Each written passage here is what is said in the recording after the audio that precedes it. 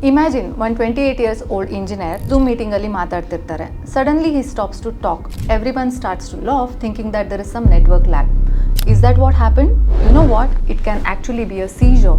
And suddenly stopping to talk can be ictal aphasia, which is a form of seizure. ತುಂಬ ಜನ ಬರ್ತಾರೆ, ನನಗೆ 50 ವಯಸ್ಸಾಯಿತು sir, ನನಗೆ ಚಿಕ್ಕ ವಯಸ್ಸಿಂದ ಫಿಟ್ಸ್ ಇದೆ. ಸೊ ಬಟ್ ಯಾಕೆ ಈಗ ಬಂದಿದೆ? It can be very silent, not loud and it can be very dramatic. Fits ಯಾವುದೇ ವಯಸ್ಸಲ್ಲಿ ಬರಬಹುದು, ಬೇರೆ ಬೇರೆ ವಯಸ್ಸಲ್ಲಿ ಬೇರೆ ಬೇರೆ ಕಾರಣ.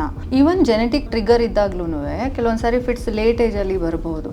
ಸೊ ಇದು ಎಲ್ಲ ಎಕ್ಸ್ಪ್ಲೇನ್ ಮಾಡೋದು ಸ್ವಲ್ಪ ಕಷ್ಟ.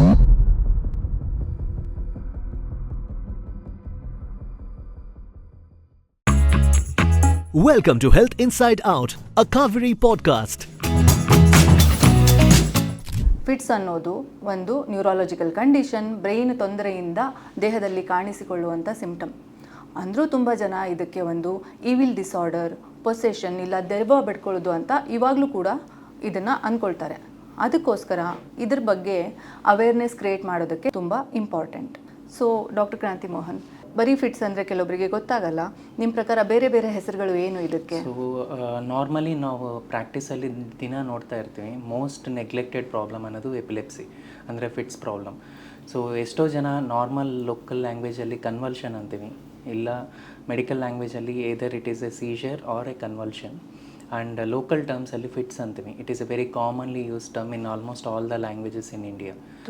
ಸೊ ಬೇರೆ ಇನ್ನೊಂದು ಏನಂದರೆ ಬೇರೆ ಬೇರೆ ಲ್ಯಾಂಗ್ವೇಜಸಲ್ಲಿ ಬೇರೆ ಬೇರೆ ಥರ ಇದೆ. ಕನ್ನಡದಲ್ಲಿ ಮೂರ್ಛೆ ರೋಗ ಅಂತೀವಿ, ಇಲ್ಲ ತಮಿಳಲ್ಲಿ ವಲಿಪು ಅಂತೀವಿ, ಓಕೆ, ತೆಲುಗುನಲ್ಲಿ ಕೂಡ ಮೂರ್ಛೆ ರೋಗ ಅಂತೀವಿ, ಮೂರ್ಛೆ ರೋಗ ಅಥವಾ ವಲಿಪು ಅಂತಾರೆ. ಸೊ ಹಿಂದಿಯಲ್ಲಿ ಮುರ್ಗಿ ಅಂತೀವಿ. ಸೊ ಇದೆಲ್ಲ ಬೇರೆ ಬೇರೆ ಥರ ಲೋಕಲ್ ಟರ್ಮ್ಸಲ್ಲಿ ಯೂಸ್ ಮಾಡ್ತಾರೆ. ಬಟ್ ಇದು most neglected problem. And first episode ಆಗಿದ ತಕ್ಷಣ ಪೇಷಂಟ್ ಯಾರೂ ಹಾಸ್ಪಿಟಲ್ಗೆ ಬರಲ್ಲ ಅಂಟಿಲ್ ಅನ್ಲೆಸ್ ಯಾರಾದರೂ ಚಿಕ್ಕ ಮಕ್ಕಳಿದ್ರೆ ಬಿಟ್ಟು. ಸೊ ಅದೇ ನೀವು ಹೇಳಿರೋ ಥರ ತುಂಬ ಹೆಸರು ಆ ಥರ ಹೇಳ್ತಾರೆ. ಆದರೆ ಸೀಜರ್ ಮತ್ತು ಎಪಿಲೆಪ್ಸಿಗೆ ಡಿಫ್ರೆನ್ಸ್ ಇದೆ ಅಲ್ವಾ? ಸೊ ತುಂಬ ಜನ ಬಂದು ಕೇಳ್ತಾರೆ, ಫಿಟ್ಸು ಅಂದರೆ ಏನು, ಎಪಿಲೆಪ್ಸಿ ಅಂದರೆ ಏನು, ಕನ್ವಲ್ಷನ್ ಅಂದರೆ ಏನು. ಸೊ ಸೀಜರ್ ಅಂದರೆ ಇದು ಒಂದು ಇವೆಂಟ್. ಒಬ್ಬರಿಗೆ ಒಂದು ಸಾರಿ ಫಿಟ್ಸು ಬಂತು ಅಂತ ಅಂದ್ಕೊಳ್ಳಿ, ಅದು ಒಂದು ಇವೆಂಟ್. ಆದರೆ ಈ ಫಿಟ್ಸ್ ಯಾಕೆ ಬರುತ್ತೆ? ಸೊ ಬೇಸಿಕಲಿ ಬ್ರೈನ್ ನಮ್ಮ ಬಾಡಿನ ಕರೆಂಟ್ ಮೂಲಕ ಕಂಟ್ರೋಲ್ ಮಾಡುತ್ತೆ. ಸೊ ಬ್ರೈನಲ್ಲಿ electrical disturbance, synchronised electrical hyper activity in the brain causing symptoms that are physical or emotional or cognitive, ಅದಕ್ಕೇ ಫಿಟ್ಸ್ ಅಂತ ಹೇಳೋದು. ಅಂದರೆ ಬ್ರೈನಲ್ಲಿ ಕರೆಂಟ್ ಪ್ರಮಾಣ ಜಾಸ್ತಿ ಆಗಿಬಿಟ್ಟು ದೇಹದಲ್ಲಿ ಕಾಣಿಸಿಬರುವಂಥ ಸಿಂಪ್ಟಮ್ಸೇ ಫಿಟ್ಸ್. ಸೊ ಫಿಟ್ಸ್ ಅನ್ನೋದು ಒಂದು ಇವೆಂಟ್. ಒಂದು ಸಾರಿ ಫಿಟ್ಸ್ ಬಂದರೆ ಅದನ್ನು ಸೀಜರ್ ಅಂತ ಹೇಳ್ತೇವೆ, ಪದೇ ಪದೇ ಫಿಟ್ಸ್ ಬಂದರೆ ಅದನ್ನು ಎಪಿಲೆಪ್ಸಿ ಅಂತ ಹೇಳ್ತೇವೆ. ಸೊ ಎನಿ ಸೀಜರ್ ಪೇಷಂಟ್ ನಾವು ನಾರ್ಮಲಿ ಡಿಸ್ಕ್ರೈಬ್ ಮಾಡೋದು ಹೆಂಗಂದರೆ it is like a short circuit ಥರ. ಶಾರ್ಟ್ ಸರ್ಕ್ಯೂಟ್ ಅಂದರೆ ಕರೆಂಟ್ ಪಾಸ್ ಆಗ್ತಾ ಇರುತ್ತೆ, ಸಮ್ ಏರಿಯಾಲಿ ಪ್ರಾಬ್ಲಮ್ ಇರುತ್ತೆ, ಅದರಿಂದ ಫಿಟ್ಸ್ ಟ್ರಿಗರ್ ಆಗುತ್ತೆ. ಸೊ ಇದರ್ ಸಮ್ ಕೆಮಿಕಲ್ಸ್ ಜಾಸ್ತಿ ಆಗುತ್ತೆ ಬ್ರೈನಲ್ಲಿ, that is called excitatory response, and some chemicals ಕಮ್ಮಿ ಆಗುತ್ತೆ. ಅದೇ ಎಕ್ಸೈಟೇಟರಿ ರೆಸ್ಪಾನ್ಸ್ ಇನ್ಕ್ರೀಸ್ ಆಗುವಾಗ ಫಿಟ್ಸ್ ಟ್ರಿಗರ್ ಆಗುತ್ತೆ, ಇನ್ಹಿಬಿಟರಿ ರೆಸ್ಪಾನ್ಸ್ ಕಮ್ಮಿ ಆಗುತ್ತೆ. ಸೊ ಆವಾಗಲೇ ಫಿಟ್ಸ್ ಅನ್ನೋದು ಟ್ರಿಗರ್ ಆಗೋದು ಬ್ರೈನಲ್ಲಿ. ಸೊ ಇದರಲ್ಲಿ ಮೋಸ್ಟ್ ಆಫ್ ದ ಪೇಷಂಟ್ಸ್ಗೆ 40 to 50% ಪೇಷಂಟ್ಸ್ಗೆ MRIಯಲ್ಲಿ ನೆಗೆಟಿವೇ ಇರ್ಬೋದು. ಅದು ಫಿಟ್ಸಲ್ಲಿ ಕೂಡ ತುಂಬ ವೆರೈಟೀಸ್ ಇದ್ದಾವೆ. ನಾಟ್ ನೆಸೆಸರ್ಲಿ ಎಲ್ಲ ಪೇಷಂಟ್ಸ್ಗೂ ಒಂದೇ ಥರ ಬರಬೇಕಂತ ಏನಿಲ್ಲ. ಸುಮಾರು ಪೇಷಂಟ್ಸ್ ಬಂದು ಹೇಳ್ತಾ ಇರ್ತಾರೆ, ಈ ಥರ ಬಂದಿಲ್ಲ, ಪೇಷಂಟ್ಗೆ ನುರ ಬಂದಿಲ್ಲ, ಕೈ ಕಾಲು ಟೈಟಾಗಿ ಇಟ್ಕೊಂಡಿಲ್ಲ, ನಾಲ್ಗೆ ಕಚ್ಕೊಂಡಿಲ್ಲ ಅಂತ ಹೇಳ್ತಾ ಇರ್ತಾರೆ.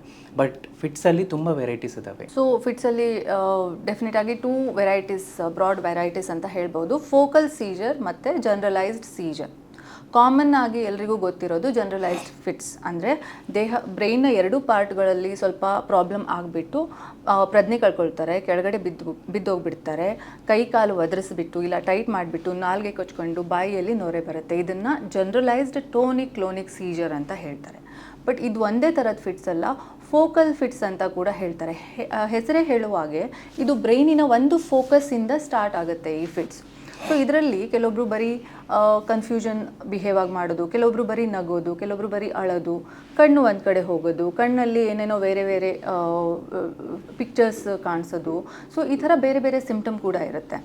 ರೀಸೆಂಟಾಗಿ ನಾನು ಒಂದು ಪೇಷಂಟ್ ನೋಡಿದರೆ, ಅವರು ಮೀಟಿಂಗಲ್ಲಿ ಸಡನ್ನಾಗಿ ಅವರಿಗೆ ಮಾತು ಸ್ಟಾಪ್ ಆಗಿಬಿಡ್ತಿತ್ತು, ಅವ್ರಿಗೆ ಮಾತಾಡೋಕ್ಕೆ ಬರ್ತಿರ್ಲಿಲ್ಲ. ಇದಕ್ಕೆ ಇಕ್ಟಲ್ ಅಫೇಸಿಯಾ ಅಂತ ಹೇಳ್ತಾರೆ. ಸೊ ಮೀಟಿಂಗಲ್ಲಿ ಮಾತಾಡ್ತಾ ಮಾತು ಸ್ಟಾಪ್ ಮಾಡಿಬಿಡ್ತಿದ್ರು. ಇದನ್ನು ಕೂಡ ಒಂಥರದ ಫಿಟ್ಸು. ಅವ್ರಿಗೆ ಅವ್ರಿಗೆ ಬ್ರೈನ್ ಸ್ಕ್ಯಾನ್ ಎಲ್ಲ ಮಾಡಿದಾಗ ನಮಗೆ ಫಿಟ್ಸ್ ಅಂಶ ಕಾಣಿಸ್ಬಂತು. ಸೊ ಫಿಟ್ಸ್ ಅನ್ನೋದು ಬರೀ ಕೆಳಗಡೆ ಬಿದ್ದು ಒದ್ದಾಡೋದಲ್ಲ, ಬೇರೆ ಬೇರೆ ಥರದ ಸಿಮ್ಟಮ್ಸ್ ಇರುತ್ತೆ ಅಂತ ನಾವು ಹೇಳ್ತೀವಿ. ಸೊ ಇದ್ರ ಬಗ್ಗೆ ತುಂಬ ಮಿತ್ಸ್ ಇದೆ ಅಲ್ವಾ ಡಾಕ್ಟರ್ ಕ್ರಾಂತಿ? ಕಾಮನ್ ಆಗಿ ನೀವೇನು ನೋಡ್ತೀರಾ? ಎಲ್ಲ ಪೇಷಂಟ್ಸ್ ಏನು ಅನ್ಕೊತಾರೆ ಅಂದರೆ ಟ್ಯಾಬ್ಲೆಟ್ಸ್ ಲೈಫ್ ಲಾಂಗ್ ತೊಗೋಬೇಕು, ಸೊ ಇಲ್ಲ ಟ್ಯಾಬ್ಲೆಟ್ಸ್ ತೊಗೊಂಡಿದ್ರೆ ಅಡಿಕ್ಷನ್ ಆಗಿಬಿಡುತ್ತೆ, ಸೊ ಟ್ಯಾಬ್ಲೆಟ್ಸಿಂದ ಗ್ರೋತ್ ಡೆವಲಪ್ಮೆಂಟ್ ಪ್ರಾಬ್ಲಮ್ ಆಗುತ್ತೆ. ಸೊ ಒನ್ ಮೋರ್ ಏನಂದರೆ ಎಸ್ಪೆಷಲಿ ವುಮೆನ್ ವಿತ್ ಎಪಿಲೆಪ್ಸಿ ತುಂಬ ಪ್ರಾಬ್ಲಮ್. ಸೊ ದೇ ಥಿಂಕ್ ಪ್ರೆಗ್ನೆನ್ಸಿಗೆ ಹೋಗೋಕ್ಕಾಗಲ್ಲ, ಮದುವೆ ಮಾಡ್ಕೊಳ್ಳೋದು ಪ್ರಾಬ್ಲಮ್ ಆಗುತ್ತೆ. ಸೊ ಒನ್ಸ್ ಟ್ಯಾಬ್ಲೆಟ್ ಸ್ಟಾರ್ಟ್ ಮಾಡಿದರೆ ಲೈಫ್ ಲಾಂಗ್ ತೊಗೋಬೇಕು. ಸೊ ಈ ಥರ ಮಲ್ಟಿಪಲ್ ಮಿತ್ಸ್ ಇದೆ. ಆ್ಯಂಡ್ ಸೋ ಮೆನಿ ಟೈಮ್ಸ್ ಅವರು ಇನ್ಫಾರ್ಮು ಮಾಡೋದಿಲ್ಲ ಈ ಥರ ಫಿಟ್ಸ್ ಪ್ರಾಬ್ಲಮ್ ಇದೆ ಅಂತ, ಟ್ರೀಟ್ಮೆಂಟ್ಗೂ ಬರಲ್ಲ. ಸೊ ಅದರಿಂದ ಪ್ರಾಬ್ಲಮ್ ಇನ್ನೂ ಜಾಸ್ತಿ ಆಗುತ್ತೆ ಬಿಟ್ಟು ಬೇರೆ ಏನೂ ಕಮ್ಮಿ ಆಗಲ್ಲ. ಡೆಫಿನೆಟ್ಲಿ. ಸೊ ಇದು ಅಡಿಕ್ಷನ್ ಆಗಿಬಿಡುತ್ತೆ ಮೆಡಿಸಿನ್ ಅನ್ನೋದು ಎಷ್ಟು ಸಿಲ್ಲಿ ರೀಸನ್, ತುಂಬಾ ಸಿಲ್ಲಿ ರೀಸನ್ ಆ್ಯಕ್ಚುಲಿ ಹೇಳಬೇಕಂದ್ರೆ. ಇದು ಮೆಡಿಸಿನ್ ನೀವು ನಿಮ್ಮ ಖುಷಿಗೋಸ್ಕರ ತಗೊಳ್ತಾ ಇಲ್ಲ. ಸೊ ಅಡಿಕ್ಷನ್ ಏನಾಗುತ್ತೆ, so whenever you take something and then it gives you that dopamine kick, it causes addiction ಅಲ್ವಾ? ನೀವು ತೊಗೊಂಡ್ಬಿಟ್ಟು ಅಂದರೆ ಆಲ್ಕೋಹಾಲ್ ತೊಗೊಂಡು ನಿಮಗೆ ಖುಷಿ ಆದರೆ, ಸ್ಮೋಕ್ ಮಾಡಿಬಿಟ್ಟು ನಿಮಗೆ ಸ್ಟ್ರೆಸ್ ರಿಲೀಸ್ ಆದರೆ, but it is a medical necessity. So seizure medicine ಅನ್ನೋದು ಇಟ್ಸ್ ನಾಟ್ ನಿಮಗೆ ಖುಷಿ ಕೊಡೋಕ್ಕೆ ಅಥವಾ ನಿಮಗೆ ಏನೋ ಸುಮ್ಮನೆ ಕೊಡ್ತಾ ಇಲ್ಲ. It is for your health, so that your brain is under control. Because with every fits ಬ್ರೈನಲ್ಲಿ ಶಾರ್ಟ್ ಸರ್ಕ್ಯೂಟ್ ಆಗಿಬಿಟ್ಟು ಆ ನೆಟ್ವರ್ಕ್ಸ್ ಎಲ್ಲ ಕೆಟ್ಬಿಡುತ್ತೆ. ಸೊ ಅದಕ್ಕೋಸ್ಕರ ಎವ್ರಿ ಫಿಟ್ಸ್ ಕಂಟ್ರೋಲ್ ಮಾಡೋದು ತುಂಬ ಇಂಪಾರ್ಟೆಂಟ್. ಸೊ ಅಡಿಕ್ಷನ್ ಅನ್ನೋದು ಇದು ಅದು ಒಂದೇ ಅಲ್ಲ, ಇಷ್ಟೊಂದು ಪೇಷಂಟ್ಸ್ ಸೊ ಚಿಕ್ಕ ಮಕ್ಕಳಲ್ಲಿ ಟ್ರೀಟ್ಮೆಂಟ್ ತೊಗೊಳ್ಳೋದೇ ಇಲ್ಲ. ಅದೆಲ್ಲ have poor brain development and global developmental delay also. Correct. So ಇದು ಎಸ್ಪೆಷಲಿ ಚಿಕ್ಕ ಮಕ್ಕಳಲ್ಲಿ ಕರೆಕ್ಟಾಗಿ ಟ್ರೀಟ್ಮೆಂಟ್ ಕೊಟ್ಟಿಲ್ಲ ಅಂದರೆ ಅದು ಮೀಸಿಯಲ್ ಟೆಂಪೊರಲ್ ಸ್ಕ್ಲಿರೋಸಿಸ್ ಅಂತ ಆಗಿಬಿಟ್ಟು ಆಮೇಲೆ ಅದು ರಿಫ್ರಾಕ್ಟರಿ ಆಗಿಬಿಡುತ್ತೆ. ಸೊ ಇದು ಮಕ್ಕಳಲ್ಲಿ ಸ್ಪೆಷಲಿ ಟ್ರೀಟ್ಮೆಂಟ್ ಸ್ಟಾರ್ಟ್ ಮಾಡೋದು ತುಂಬ ತುಂಬ ಇಂಪಾರ್ಟೆಂಟ್ ಅಂತ ಹೇಳ್ಬೋದು.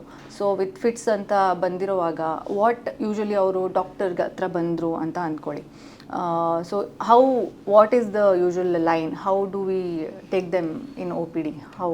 ಸೊ ಯೂಶಲಿ ಯಾರಾದರೂ ಫಿಟ್ಸ್ ಅಂತ ಆಗಿದೆ ಬಂದಿದ್ರೆ, so usually the phases of seizures ಅಂತ ಇರುತ್ತೆ. ಫಸ್ಟ್ ಫೇಸ್ ಏನಂದರೆ ಸೊ ಪ್ರೋಡ್ರೋಮ್ ಫೇಸ್ ಅಂದರೆ ಫಿಟ್ಸ್ ಆಗೋಕ್ಕೆ ಮುಂಚೆ ಸ್ವಲ್ಪ ದಿನ ಮುಂಚೆನೇ ಅವರಿಗೆ ಸ್ಲೀಪ್ ಡಿಪ್ರವೇಷನ್ ಇರುತ್ತೆ, ಅಂದರೆ ನಿದ್ದೆ ಸರಿಯಾಗಿ ಬರಲ್ಲ, ಆ್ಯಂಡ್ ಆ್ಯಂಗ್ಸೈಟಿ ಇರುತ್ತೆ. ಸೊ ತುಂಬ ಪಾಲ್ಪಿಟೇಷನ್ಸ್ ಥರ ಇರುತ್ತೆ, ಆ್ಯಂಡ್ ಡಿಕ್ರೀಸ್ಡ್ ಅಪಟೈಟ್ ಅಂದರೆ ಊಟ ಮಾಡೋದೆಲ್ಲ ಕಮ್ಮಿ ಇರುತ್ತೆ. ಅದಾದಮೇಲೆ ಆರಾ ಫೇಸ್ ಅಂತೀವಿ. ಆರಾ ಫೇಸ್ ಅಂದರೆ ಎಲ್ಲ ಫಿಟ್ಸ್ ಪೇಷಂಟ್ಸ್ಗೂ ಈ ಥರ ಫೇಸಸ್ ಫಾಲೋ ಆಗಲ್ಲ, ಬಟ್ ಮೋಸ್ಟ್ ಪೇಷಂಟ್ಸ್ಗೆ ಫಾಲೋ ಆಗುತ್ತೆ. ಆರಾ ಫೇಸ್ ಅಂದರೆ ಸಮ್ಟೈಮ್ಸ್ ಬ್ಯಾಡ್ ಸ್ಮೆಲ್ ಬರ್ಬೋದು. ಸೊ ದೇ ಫೀಲ್ ದಟ್ ಡೇಜಾವು ಆರಾ ಅಂತ ಬರುತ್ತೆ, ಅಂದರೆ ಏನೋ ಒಂದು ಇದು ಇಂಥ ಇನ್ಸಿಡೆಂಟ್ ಎಲ್ಲೋ ಒಂದು ಸತೆ ನಡೆದಿದೆ ಅಂತ ಒಂದು ಆರಾ ಬರ್ಬೋದು.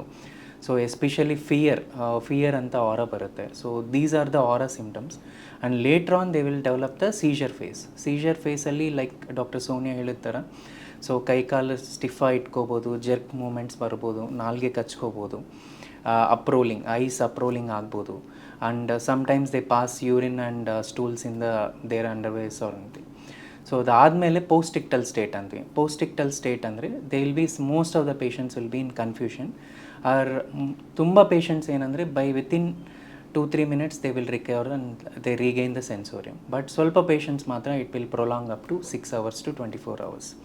ಸೊ ಅದೇ ಥರ ಈ ಥರ ಪೇಷಂಟ್ಸ್ ಬಂದರೆ ಯಾವಾಗ ಹಾಸ್ಪಿಟಲ್ ಕರ್ಕೊಂಬರ್ಬೇಕಂತ ಸೋ ಮೆನಿ ಪೇಷಂಟ್ಸ್ ಹೇಳ್ತಾ ಇರ್ತಾರೆ. ಸೊ ಆಬ್ವಿಯಸ್ಲಿ ಕೆಲವೊಂದು ಸಾರಿ ಫಸ್ಟ್ ಯಾರಾದರೂ ಫಿಟ್ಸ್ ಆಗೋದು ನೋಡಿದ ತಕ್ಷಣ ಫಸ್ಟ್ ಏಡ್ ಎಲ್ರಿಗೂ ಗೊತ್ತಿರಬೇಕು. ಸೊ ತುಂಬ ಸಾರಿ ನಾವು ನೋಡ್ತೀವಿ ಫಿಟ್ಸ್ ಬಂದ ತಕ್ಷಣ ಅವ್ರ ಕೈಯಲ್ಲಿ ಕಬ್ಬನ ಕೊಡೋದು, ಬಾಯಲ್ಲಿ ನೀರು ಹಾಕೋದು, ಕುಂದ್ರಿಸೋದು, ಆಮೇಲೆ ಇಲ್ಲ ಶೂಸ್ ಸ್ಮೆಲ್ ಅವರಿಗೆ ಮಾಡಿಸೋದು, ಇದನ್ನೆಲ್ಲ ಮಾಡ್ತಾರೆ. ಇದೆಲ್ಲ ರಾಂಗ್ ಪ್ರಾಕ್ಟೀಸ್, ಇದಕ್ಕೆ ಯಾವುದೇ ಮೆಡಿಕಲ್ ಬೇಸಿಸ್ ಇಲ್ಲ. ಸೊ ಫಿಟ್ಸ್ ಬಂದಾಗ ಏನು ಮಾಡಬೇಕು, ಮೆಜಾರಿಟಿ ಇದು ಬ್ರೈನ್ ಕರೆಂಟಿಂದ ಬಂದಿರೋವಂಥ ಫಿಟ್ಸು. ಬ್ರೈನು ಇಷ್ಟೊತ್ತಿಗೆ ಕರೆಂಟ್ ಕೊಟ್ಬಿಟ್ಟು ಆಮೇಲೆ ಅದೇ ಸೈಲೆಂಟ್ ಆಗಿಬಿಡುತ್ತೆ. ಸೊ ಫಿಟ್ಸ್ ಬಂದು ಕೆಲವೊಂದು ಸಾರಿ ತಾನೇ ನಿಂತು ಬಿಡುತ್ತೆ. Medical first aid the rule ಅಂದರೆ do no harm. If you don't know what first aid to give, do not give. If you know what is to be done, do as minimum as possible. That is the dictum of medical first aid.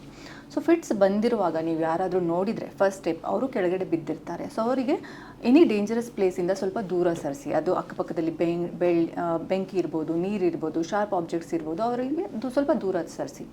ಸೈಡಿಗೆ ಮಲಗಿಸಿ, ಯಾವುದೇ right R left ಸೈಡಿಗೆ ತಿರುಗಿಸ್ಬಿಟ್ಟು ಮಲಗಿಸಿ. ಯಾಕಂದರೆ fits ಬಂದಾಗ ಅವ್ರು ಈ ಥರ ಮಲಗಿದ್ರೆ ಅವ್ರ ಟಂಗ್ ಹಿಂದೆ ಬೀಳುತ್ತೆ, ಅದು ಉಸಿರಾಟ ಬ್ಲಾಕ್ ಮಾಡುತ್ತೆ. ಸೊ ಸೈಡಿಗೆ ತಿರುಗಿಸಿ. ತಲೆ ಕೆಳಗಡೆ ಒಂದು ದಿಂಬಿಡಿ, ಕತ್ತತ್ರ ಬಟ್ಟೆನ ಲೂಸ್ ಮಾಡಿ, ಸೊ ದ್ಯಾಟ್ ದೇ ಡೋಂಟ್ ಚೋಕ್. ಆಮೇಲೆ ಅವ್ರ ಪಕ್ಕದಲ್ಲೇ ಇದ್ದುಬಿಟ್ಟು ಎಷ್ಟು ಟೈಮ್ ಫಿಟ್ಸ್ ಬರ್ತಾಯಿದೆ ಅದನ್ನು ನೀವು ನೋಟ್ ಮಾಡ್ಕೊಂಡಿಡಿ. ಇಫ್ ಪಾಸಿಬಲ್ ಆದರೆ ವಿಡಿಯೋ ಮಾಡಿ, it will give information to the doctors. ಇದಾದಮೇಲೆ ಫಿಟ್ಸ್ ತಾನಾಗೇ ನಿಂತು ಬಿಡುತ್ತೆ. ಸೊ ಬೇರೆ ಏನೂ ಮಾಡೋ ಅವಶ್ಯಕತೆ ಇಲ್ಲ. ಸ್ಪೆಷಲಿ ಬಾಯಲ್ಲಿ ಸ್ಪೂನ್ ಹಾಕೋದು ಇದನ್ನೇನು ಮಾಡಬಾರ್ದು. ಫಿಟ್ಸ್ ತಾನಾಗೆ ನಿಂತು ಬಿಡುತ್ತೆ. ಅದಾದಮೇಲೆ ಪೇಷಂಟ್ ರಿಕವರಿ ಆಗೋಕ್ಕೆ ಪೋಸ್ಟ್ ಇಕ್ಟಲ್ಸ್ ಫೇಸ್, ಯಾಕಂದರೆ ಬ್ರೈನ್ ಫುಲ್ ಕರೆಂಟ್ ಕೊಟ್ಬಿಟ್ಟು ಸ್ಟಾಪ್ ಆಗಿರುತ್ತೆ. ಬ್ರೈನಿಂದ ಎನರ್ಜಿ, ಶುಗರ್, ಆಕ್ಸಿಜನ್ ಎಲ್ಲ ಯುಟಿಲೈಸ್ ಆಗಿಬಿಟ್ಟಿರುತ್ತೆ. ಸೊ ನಿದ್ರೆ ಹೋಗಿಬಿಡ್ತಾರೆ. ಆಮೇಲೆ ಅವರು 30 ಮಿನಿಟ್ಸಿಂದ 6 ಅವರ್ಸ್ವರೆಗೂ ಫಿಟ್ಸ್ ಆದಮೇಲೆ ನಿದ್ರೆ ಹೋಗಿರ್ತಾರೆ. ಸೊ ಈ ಟೈಮಲ್ಲಿ ಹಾಸ್ಪಿಟ್ಲಿಗೆ ಕರ್ಕೊಂಡು ಹೋಗೋದು ಇಂಪಾರ್ಟೆಂಟ್. ಯಾಕಂದರೆ ದೇಹದಲ್ಲಿ ಆ್ಯಸಿಡ್ ಬಿಲ್ಡಪ್ ಆಗಿರುತ್ತೆ. ಅವರಿಗೆ ಮೆಡಿಸಿನ್ ಎಲ್ಲ ಕೊಟ್ಬಿಟ್ಟು, ಫ್ಲೂಯಿಡ್ಸ್ ಕೊಟ್ಬಿಟ್ಟು ಅವರಿಗೆ BP, ಆಕ್ಸಿಜನ್, ವೈಟಲ್ಸ್ ಎಲ್ಲ ನಾರ್ಮಲ್ ಮಾಡಬೇಕಾಗತ್ತೆ. ಸೊ ಆ್ಯಂಬುಲೆನ್ಸಿಗೆ ಕರೆದ್ರೆ ನೀವು ಹತ್ತಿರದಲ್ಲಿರೋ ಯಾವುದೇ ಹಾಸ್ಪಿಟ್ಲಿಗೆ ಅವರಿಗೆ ಶಿಫ್ಟ್ ಮಾಡಿಸ್ಬೋದು.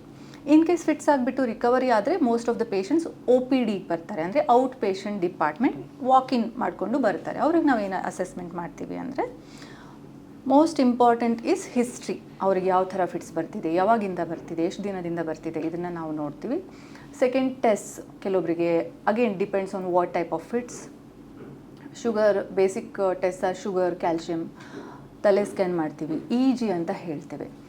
ಸೊ EEG ಅಂದರೆ ಬ್ರೈನ್ ಎಲೆಕ್ಟ್ರೋ ಎನ್ಕೆಫಲೋಗ್ರಾಮ್. ಇದು ಬ್ರೈನಲ್ಲಿ ತಲೆ ಹತ್ರ ಎಲೆಕ್ಟ್ರೋಡ್ಸ್ ಇಟ್ಬಿಟ್ಟು ಬ್ರೈನ್ ಆ್ಯಕ್ಟಿವಿಟೀಸ್ನ ನಾವು ಸ್ಟಡಿ ಮಾಡ್ತೀವಿ. ಅದರಲ್ಲಿ ಕೆಲವೊಂದು ಸಾರಿ ಒಳಗಡೆ ಫಿಟ್ಸ್ ಇದ್ದರೆ ಅದನ್ನು ಗೊತ್ತಾಗುತ್ತೆ. ಸೊ ಅಸೆಸ್ಮೆಂಟ್ ಮಾಡಿದ್ಮೇಲೆ ನಾವು ಟ್ರೀಟ್ಮೆಂಟ್ ಪ್ಲ್ಯಾನ್ನ ಸ್ಟಾರ್ಟ್ ಮಾಡ್ತೀವಿ. ಟ್ರೀಟ್ಮೆಂಟ್ ಪ್ಲ್ಯಾನ್ ಎಲ್ಲ ಒಂದು ಪೇಷಂಟ್ಗೂ it is a individualise treatment. So ಎಲ್ಲ ಪೇಷಂಟ್ಸ್ಗೂ ಒಂದೇ medications doesn't suit. So some patient ಮಕ್ಕಳಿರ್ತಾರೆ, some patients will be pregnant women or patients who are planning for pregnancy. So based on the requirements and based on the seizure pattern, especially like Dr. Sonia ಹೇಳಿರ್ತಾರೆ, electroencephalogram ಮಾಡಿದ್ಮೇಲೆ, so there will be types of seizures, like it can be generalized seizures or focal seizures. ಇದು ನೋಡಿಕೊಂಡು we can plan for the individualized treatment plan approach for each and every patients. That is the ideal in patients with epilepsy. Common questions medicine ಕೊಡಬೇಕಾದ್ರೆ ಅವ್ರು ಕೇಳ್ತಾರೆ, addiction life long ಬೇಕಾಗುತ್ತಾ, ಎಷ್ಟು ದಿನ ಕೊಡಬೇಕು, Side effects. So ಇದು side effect ಇದು ಏನು ಕೇಳ್ತಾರೆ. ಸೊ ಇದ್ರ ಬಗ್ಗೆ ನಾವು ಹೇಳೋಣ. So you normally whatever protocol we follow is if it is any symptomatic seizure ಅಂದರೆ symptomatic seizure ಅಂದರೆ ಎಸ್ಪೆಷಲಿ ಎಲ್ಡರ್ಲಿ ಪೇಷಂಟ್ಸಲ್ಲಿ ಅಬೌವ್ 40 years 50 years ಶುಗರ್ಸ್ ಕಮ್ಮಿ ಆಗಿ ಫಿಟ್ಸ್ ಬರ್ಬೋದು, ಸ್ಟ್ರೋಕ್ ಆಗಿ ಫಿಟ್ಸ್ ಬರ್ಬೋದು, ಆರ್ ಶುಗರ್ಸ್ ಜಾಸ್ತಿ ಆಗಿ ಫಿಟ್ಸ್ ಬರ್ಬೋದು, or electrolyte disturbances like sodium ಅಬ್ನಾರ್ಮಾಲಿಟೀಸಿಂದ ಇದರಿಂದ ಕೂಡ ಫಿಟ್ಸ್ ಬರ್ಬೋದು. ಇವರಿಗೆಲ್ಲ symptomatic seizures usually will give for 3 to 6 months. But in case patients epilepsy diagnosed agi, if we are continuing medications, the usual protocol we follow is 3 to 5 years. Correct. So based on the patient's response and the further EEG response. So ಒಬ್ಬರು ಪೇಷಂಟಿಗೆ epilepsy ಅಂತ diagnose ಆದಮೇಲೆ ಅವರಿಗೆ ಯಾವಾಗ ನಾವು free from epilepsy ಅಂತ ಹೇಳ್ತೀವಿ ಅಂದರೆ 10 ವರ್ಷ ಆದಮೇಲೆ. Almost 10 years, if they are on medicines, they should be seizure free. Only then we can declare them that this patient has recovered from epilepsy. This is according to the international guideline. So ಎಲ್ಲ patient ಇದಕ್ಕೆ respond ಆಗಲ್ಲ, ಮೆಡಿಸಿನ್ಸಿಗೆ respond ಆಗಲ್ಲ. Almost 1/3 ಅಂದರೆ 30% patients ಮೆಡಿಸಿನಿಗೆ respond ಆಗಲ್ಲ. ಒಂಥರ medicine ಕೊಡ್ತೀವಿ, ಮತ್ತೆ fits ಬರ್ತಾರೆ, ಸೆಕೆಂಡ್ ಮೆಡಿಸಿನ್, ಥರ್ಡ್ ಮೆಡಿಸಿನ್ ಕೊಡ್ತೀವಿ. ಇದಕ್ಕೆ ರಿಫ್ರ್ಯಾಕ್ಟ್ರಿ ಎಪಿಲೆಪ್ಸಿ ಅಂತ ಹೇಳ್ತಾರೆ. ಮಕ್ಕಳಲ್ಲಿ, ಅಡಲ್ಟ್ಸಲ್ಲಿ, ಮಕ್ಕಳಲ್ಲಿ ಸ್ವಲ್ಪ ಜಾಸ್ತಿ ಕಾಮನ್ ರಿಫ್ರ್ಯಾಕ್ಟ್ರಿ ಎಪಿಲೆಪ್ಸಿ. ಅವ್ರು ಏನು ಮಾಡ್ತಾರೆ ಯೂಶಲಿ ಪೇಷಂಟ್ಸ್ ಅಂದರೆ, ದೇ ಗೋ ಡಾಕ್ಟರ್ ಶಾಪಿಂಗ್. ಡಾಕ್ಟ್ರನ್ನ ಒಬ್ಬರ ಹತ್ರ ಹೋಗ್ತಾರೆ, second, third, then they will lose hope, then they will start going to the spiritual places or local medicines. So ಹಿಂಗೆ ಇದೆಲ್ಲ ಟ್ರೈ ಮಾಡ್ತಾರೆ. ಸೊ ಡ್ರಗ್ ರಿಫ್ರ್ಯಾಕ್ಟ್ರಿ ಎಪಿಲೆಪ್ಸಿ ಅಂದರೆ, so drug refractory epilepsy ಅಂದರೆ ಎಲ್ಲ ಪೇಷಂಟು ಎಲ್ಲ ಮೆಡಿಕೇಷನ್ಸ್ಗೂ ರೆಸ್ಪಾಂಡ್ ಮಾಡೋಕ್ಕೆ ಆಗಲ್ಲ. So some patients ಎರಡು ಮೆಡಿಕೇಷನ್ಗೆ ರೆಸ್ಪಾಂಡ್ ಆಗ್ಬೋದು, ಸ್ವಲ್ಪ ಪೇಷಂಟ್ಸ್ ಒಂದೇ ಮೆಡಿಕೇಷನ್ಗೆ ಚೆನ್ನಾಗಿ ರೆಸ್ಪಾಂಡ್ ಆಗ್ಬೋದು. Some patients even third medication ಆದಮೇಲೆ ಕೂಡ they will not respond to seizures. So response ಇಲ್ಲಾಂದರೆ ಏನಂದರೆ, if they are not seizure free for next 2 years, even with the proper dosage, with the proper medications for next 2 years, if they are not seizure free, that means they are landing up in drug refractory epilepsy. Correct. Drug refractory epilepsy patients ಯಾಕೆ important ಅಂದರೆ, right now the current ಅಡ್ವಾನ್ಸಸ್ಸಲ್ಲಿ surgical treatment is one of the options. So ಯಾವಾಗ ನಾವು surgery ಮಾಡ್ತೀವಿ ಎಪಿಲೆಪ್ಸಿಯಲ್ಲಿ ಅಂತ ಹೇಳೋಣ. ಕೆಲವೊಂದು ಸಾರಿ fits ಆಗಿ ಬಂದ ತಕ್ಷಣ ಬ್ರೈನ್ ಟ್ಯೂಮರ್ ಇರುತ್ತೆ, ಅವರು MRIದಲ್ಲಿ ಈ ಪೇಷಂಟ್ ಡೆಫಿನೆಟ್ಲಿ ಸರ್ಜಿಕಲ್ ಕ್ಯಾಂಡಿಡೇಟ್. ಕೆಲವೊಂದು ಸಾರಿ ಮೆಡಿಸಿನ್ 2-3ನೇ ಥರ ತುಂಬ ಎಲ್ಲ ಟ್ರೈ ಮಾಡಿದ್ಮೇಲೆ ಕೂಡ ಸ್ವಲ್ಪ ಜನ 5 ಮೆಡಿಕೇಷನ್ಸಲ್ಲಿನೂ ಇರ್ತಾರೆ. ಸೊ ನಿದ್ರೆ ಹೋಗ್ತಿರ್ತಾರೆ ಪಾಪ, ಎಷ್ಟೊಂದು ಸೈಡ್ ಎಫೆಕ್ಟ್ಸ್ ಇರುತ್ತೆ. ಸೊ ಈ ಪೇಷಂಟ್ಸಿಗೆ ನಾವು ಡ್ರಗ್ ರಿಫ್ರ್ಯಾಕ್ಟ್ರಿ ಪೇಷಂಟ್ಸ್ ಅಂತ ಹೇಳ್ತಾರೆ, drug refractory epilepsy. So 30% of the patients can have this drug refractory epilepsy. So ಇವರು ಪೇಷಂಟ್ಸು ಎಪಿಲೆಪ್ಸಿ ಸರ್ಜರಿಗೆ candidates. But it is not very straightforward. ಎಲ್ರಿಗೂ ಮಾಡೋಕ್ಕಾಗಲ್ಲ. ತುಂಬ ಸ್ಪೆಷಲೈಸ್ ಸೆಂಟರ್ಸಲ್ಲಿ specialise doctor who have trained for this do it, right? So ಇದಕ್ಕೆ ಏನೇನು ಸ್ಟೆಪ್ಸಲ್ಲಿ ಮಾಡ್ತಾರೆ ಅಂದರೆ ಕೆಲವೊಂದು ಅಡ್ವಾನ್ಸ್ಡ್ ಟೆಸ್ಟ್ನ ಮಾಡ್ತಾರೆ. 3 ಟೆಸ್ಲಾ MRI ಅಂತ ಹೇಳ್ತೀವಿ. MRIದಲ್ಲೇ ಬೇರೆ ಬೇರೆ ಕ್ಲಾರಿಟಿ MRIs ಇರುತ್ತೆ. 3 ಟೆಸ್ಲಾ MRI ಅಂತ ಮಾಡ್ತೀವಿ. ಕೆಲವೊಂದು ಸಾರಿ ಈ ಪೇಷಂಟ್ಸಿಗೆ ನಾವು ಲಾಂಗ್ ಟರ್ಮ್ ವಿಡಿಯೋ EEG ಮಾಡ್ತೀವಿ. ಬ್ರೈನ್ ವೇವ್ಸಿಗೆ 20 ನಿಮಿಷದಲ್ಲಿ ಎಲ್ಲ ಇನ್ಫಾರ್ಮೇಷನ್ ನಮಗೆ ಸಿಗಲ್ಲ. ಸೊ ಕೆಲವೊಬ್ಬರಿಗೆ 2 ದಿನ ವಿಡಿಯೋ EEG, 3 ದಿನ ಈ ವಿಡಿಯೋ EEG, ಅಟ್ಲೀಸ್ಟ್ ಯಾವ ಪಾರ್ಟ್ ಆಫ್ ದ ಬ್ರೈನಿಂದ ಫಿಟ್ಸ್ ಬರ್ತಾ ಇದೆ ಅಂತ ಕಂಡು ಹಿಡ್ಕೊಳ್ಳೋದಕ್ಕೆ ಲಾಂಗ್ ಟರ್ಮ್ ವಿಡಿಯೋ EEGನ ಮಾಡ್ತೇವೆ. ಕೆಲವೊಂದು ಫಂಕ್ಷನಲ್ ಸ್ಕ್ಯಾನ್ ಮಾಡ್ತೇವೆ. ಅವರು ಮಾತಾಡಿದಾಗ ಯಾವ ಬ್ರೈನ್ ಆ್ಯಕ್ಟಿವೇಟ್ ಆಗ್ತಾ ಇದೆ ಅಂತ ನೋಡೋದಕ್ಕೆ ಪೆಟ್ ಸ್ಕ್ಯಾನ್ ಅಂತ ಮಾಡ್ತೇವೆ. ಇದೆಲ್ಲ ಮಾಡಿದ ಮೇಲೆ multi disciplinary discussion, neurologist, neurosurgeons, psychiatrist, psychologist, speech therapist, ಕಣ್ ಡಾಕ್ಟ್ರು ಇವರೆಲ್ಲರೂ ಕುಂತ್ಬಿಟ್ಟು ಸರ್ಜಿಕಲ್ ಪ್ಲ್ಯಾನ್ ಮಾಡ್ತಾರೆ. ಯಾಕಂದರೆ ಬ್ರೈನ್ನ ಒಂದು ಪಾರ್ಟ್ ತೆಗಿಬೇಕು ಅಂದರೆ it is not very easy. It requires lot of evaluation. So ಈ ಥರ ಮಾಡಿಬಿಟ್ಟು ಎಪಿಲೆಪ್ಸಿ ಸರ್ಜರಿ ಪ್ಲ್ಯಾನ್ ಮಾಡ್ತೇವೆ. ಇದಕ್ಕೆ ತುಂಬ ಪೇಷನ್ಸ್ ಬೇಕು. ಬಟ್ ನಿಮಗೆ 1-2 ಮೆಡಿಸಿನಿಂದ ಫಿಟ್ಸ್ ಕಂಟ್ರೋಲಿಗೆ ಬಂದಿಲ್ಲ ಅಂದರೆ ಡಾಕ್ಟರ್ ಶಾಪಿಂಗ್ ಹೋಗಬೇಡಿ. ಮಲ್ಟಿಪಲ್ ಡಾಕ್ಟರ್ಸ್ ಹತ್ರ ಹೋಗಬೇಡಿ. ಎಲ್ಲರದ್ದು ಒಂದೇ ತೊಂದರೆ ಇರುತ್ತೆ. ಇದು ನಿಮಗೆ ಫಿಟ್ಸ್ ಕಂಟ್ರೋಲಿಗೆ ಬರ್ತಿಲ್ಲ ಅಂದರೆ ಇದರಲ್ಲಿ ಡಾಕ್ಟರ್ ಮಿಸ್ಟೇಕ್ ಇರಲ್ಲ. ನಿಮ್ಮ ಕಂಡೀಷನ್ ಕಾಂಪ್ಲಿಕೇಟೆಡ್ ಆಗಿರುತ್ತೆ. ಅದಕ್ಕೋಸ್ಕರ ಆ ಹೆಲ್ತ್ ಇಂಪ್ರೂವ್ ಆಗ್ತಾ ಇರಲ್ಲ. ಸೊ ಡಾಕ್ಟರ್ ಹತ್ರ ಹೋಗಿ ಹೇಳಿ, ಈ ಮೆಡಿಸಿನ್ ಕೆಲಸ ಮಾಡ್ತಿಲ್ಲ ಡಾಕ್ಟ್ರೇ, ಏನು ಮಾಡಬಹುದು ಅಂತ. ಸೊ ನೀವು ಮತ್ತೆ 2 ವರ್ಷದಲ್ಲಿ 10 ಡಾಕ್ಟರ್ ನೀವು ಚೇಂಜ್ ಮಾಡಿದರೆ ಪ್ರತಿಯೊಂದು ಸಾರಿ ಬರೀ ಪೇಷಂಟ್ ಅರ್ಥ ಮಾಡ್ಕೊಳ್ಳೋದಕ್ಕೆ ನಮಗೆ 2-3 ವಿಸಿಟ್ಸ್ ಬೇಕಾಗತ್ತೆ. ಇವ್ರದ್ದು ಏನು ಸಿಂಪ್ಟಮ್ ಇದೆ, ಯಾಕೆ ಮೆಡಿಸಿನಿಗೆ, ಇವ್ರ ಲೈಫ್ ಸ್ಟೈಲಲ್ಲಿ ಏನಾದರೂ ಪ್ರಾಬ್ಲಮ್ ಇದೆಯಾ, ಮೆಡಿಸಿನ್ ಇವ್ರು ಕರೆಕ್ಟಾಗಿ ತೊಗೊಳ್ತಿಲ್ವಾ, ಸ್ಕಿಪ್ ಮಾಡ್ತಿದ್ದಾರಾ, ಈ ಮೆಡಿಸಿನ್ ಇಂಟ್ರ್ಯಾಕ್ಷನ್ಸ್ ಇದೆಯಾ, ಇದನ್ನೆಲ್ಲ ಅರ್ಥ ಮಾಡ್ಕೊಳ್ಳೋದಕ್ಕೆ ತುಂಬ ಜನ ನೋಡ್ತೀವಲ್ವ. ಒಂದ್ಸರಿ ಬರ್ತಾರೆ, ಸೆಕೆಂಡ್ ಒಪಿನಿಯನ್ ತೊಗೊಂಡು ಹೋಗ್ಬಿಡ್ತಾರೆ.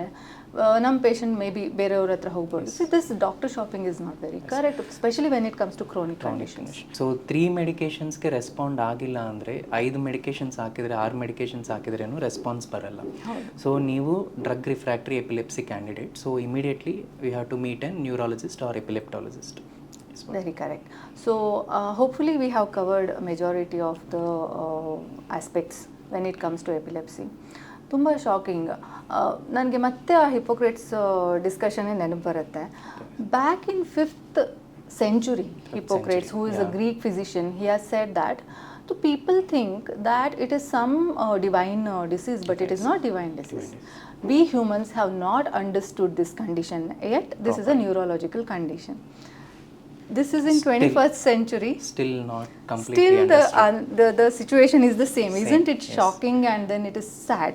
And this is to create awareness. So if you have epilepsy, speak about it. No need to suffer in silence. No need to hide this condition. It is not a psychiatric disorder. It is not some spiritual disease.